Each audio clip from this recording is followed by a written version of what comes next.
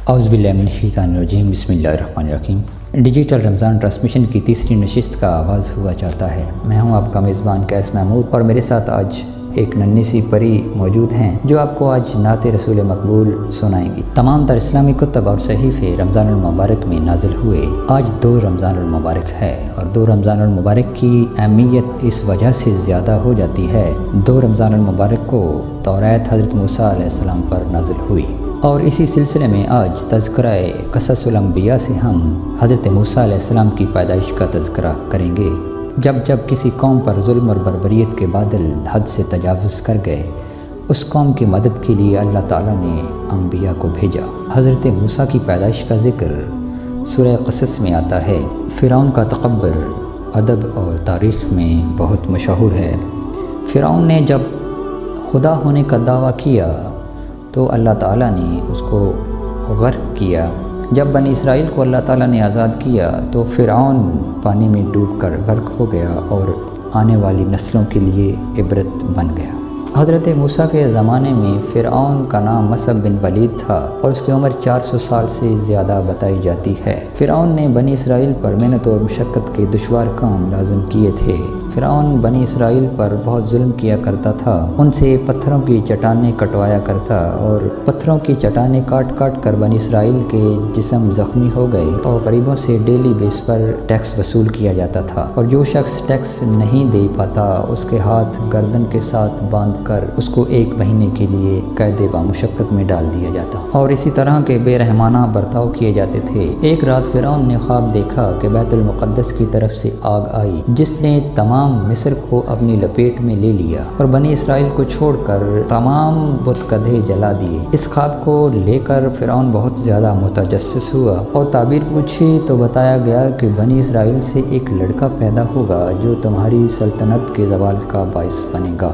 یہ سن کر فرعون نے حکم دیا کہ پیدا ہونے والے تمام لڑکوں کو قتل کر دیا جائے۔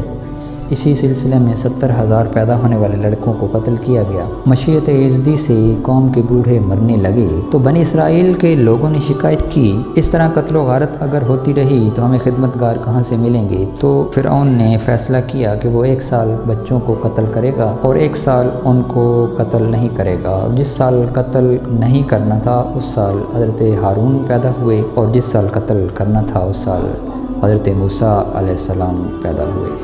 موسیٰ علیہ السلام کی پیدائش پر ان کی والدہ بہت زیادہ پریشان ہوئیں۔ ان کو ایک صندوق میں بند کر کے دریائے نیل میں بہا دیا۔ دریائے نیل سے ایک نہر نکلتی تھی جو فرعون کے گھر کے پاس سے گزرتی تھی۔ فرعون اور اس کی بیوی آسیہ اس نہر کے کنارے چل رہے تھے۔ انہوں نے دیکھا کہ ایک لکڑی کا صندوق تیر رہا ہے۔ فرعون نے غلاموں کو حکم دیا کہ اس صندوق کو باہر نکالیں۔ جب صندوق باہر نکالا گیا تو ایک بچہ انہوں نے دیکھا، جس کے چہرے پر حسن و جمال کے ساتھ ساتھ انوار نبوت کی تجلیاں مہک رہی تھیں۔ فرعون کی بیوی آسیہ نے کہا، یہ بچہ تیری اور میری آنکھوں کی ٹھنڈک ہے، کیوں نہ ہم اس کو اپنا بیٹا بنا لیں، شاید یہ ہم کو نفع دے۔ القرآن۔ شیرخوار بچے کو جب دودھ پلانے کی باری آئی تو انہوں نے کسی عورت کا دودھ پینے سے انکار کر دیا، اور دوسری طرف حضرت موسیٰ علیہ السلام کی والدہ بہت زیادہ پریشان تھیں، اور پریشانی کے عالم میں انہوں نے حضرت موسیٰ کی بہن مریم کو ان کی خبر لینے کے لیے محل کی طرف روانہ کیا۔ جب مریم محل میں پہنچی تو انہوں نے دیکھا کہ حضرت موسیٰ کسی کا دودھ نہیں پی رہے، تو انہوں نے فرعون سے کہا کہ میں ایک عورت کو جانتی ہوں، اگر آپ حکم کریں تو میں اس کو لاتی ہوں، شاید یہ بچہ اس کا دودھ پی لے۔ پھر حضرت موسیٰ علیہ السلام کی والدہ محل میں پہنچی اور انہوں نے حضرت موسیٰ کو دودھ پلایا۔ جو ہی حضرت موسیٰ نے حضرت مریم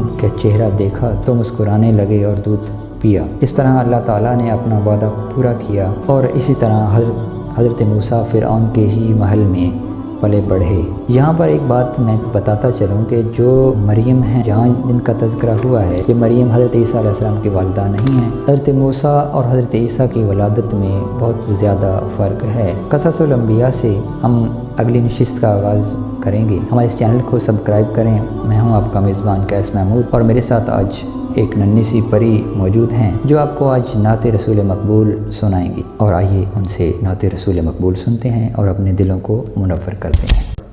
اللہ نے مجھے کو پیدا کیا، اماں نے مجھے کو تھام لیا، ابا نے دیے قانون میں اذان